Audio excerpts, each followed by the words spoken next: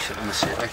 Okay, we're going to head into the city now, and my tour normally finishes at the Crown Bar, the place I picked you up at. Okay, the Crown Bar is a very famous bar in Belfast. It's actually owned by the National Trust. People who own castles, monuments and gardens throughout the UK and Belfast, they own a pub. No, there's nothing wrong with that, is there? No. The Crown Bar was first opened in 1826. It was called the Ulster Railway Tavern.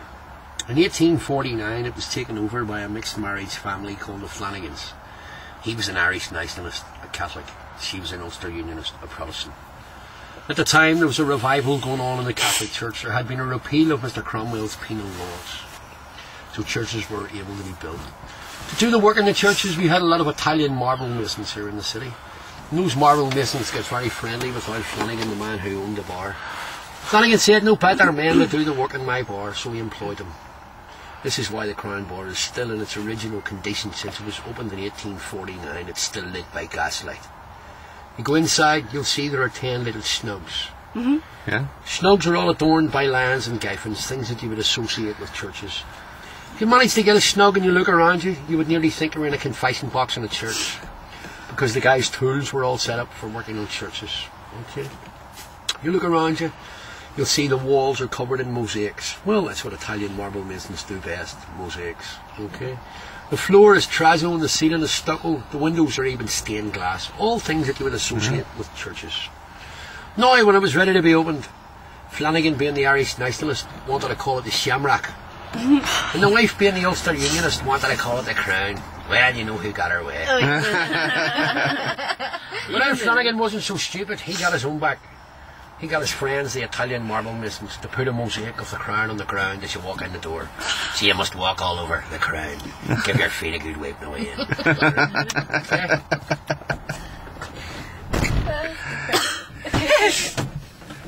Do you want to go to the crown, or where do you want to go to? Okay. I don't know. I'm trying to think and my head hurts. Trying to think what? And my head hurts. No, do you know what? I just leave us back in the city centre somewhere. Where are you going? I'm going home, but I need to get a bus home. Where do you live? 8 in the morning. I'm getting home. I live in Belfast, I'll bring you up. Ah, you're a gentleman.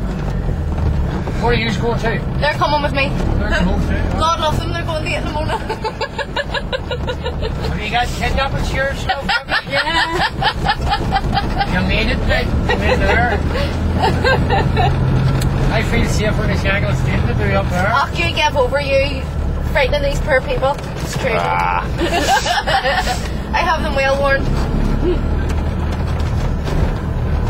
Okay, for all the troubles we'll have here in the city, point out Belfast has been voted the second safest city in the world by the UN. Okay? Yeah. The reason for that is the first city, by the way, is Tokyo. Okay? Tokyo. Right? The second one is Belfast. And the reason for that is the summary justice system. For years, if you're a bit of a bad boy here, you wouldn't end up in front of a court. You might end up in front of a gunman. Okay? That's true. Say your house was broke into. Call the police. The police wouldn't come for maybe 3 days, a week. They were scared of being brought into an ambush. So, what would happen is your local woolly face would find out about you in a wee bit of trouble. You know what a woolly face is? Balaclava. A man with a balaclava. Right? And they do not give out ASBOs or suspended sentences the way courts do. They do a thing called the kneecapping. Right? Well, they make an appointment to meet you and you'll go to get shot. Okay, and they'll shoot you in the knees. And if you don't go, you'd better be on a plane or a boat. Because the next bullet's for your head. Okay? Because by not going, you risk an active service unit of the IRA or the UDA or whatever. Then you cross demons. Okay? So you'd be better on a boat and offside. So ironically, it's a gunman that make this place a very safe place for tourists. Seeing as we're going up the 8 in the morning, we might as well drive up the Shankill. Get another look at a few more of the Shankill murals.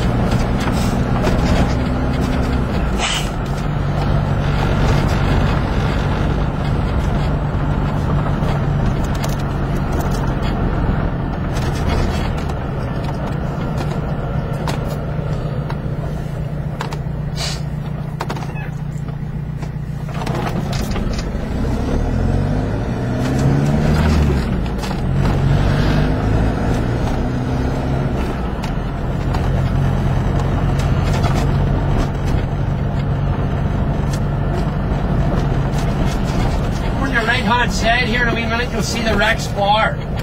That's a UVF bar, Ulster Volunteer Force bar. UVF was formed in 1912 by Edward Carson. And they still operate today as a terrorist organisation. They have not yet decommissioned their weapons.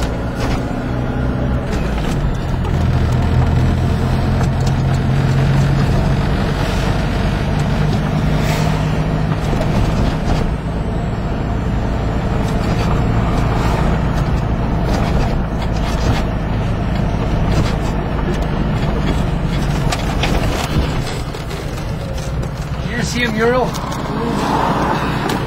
And this is the UVF, the People's Army, formed in 1912. And you can see they're training to go to the First World War here, up in the Fernhill House, which is on up this road here. The UVF, the Ulster Volunteer Force, lost 3,600 men on the first day at the Battle of the Somme. Okay?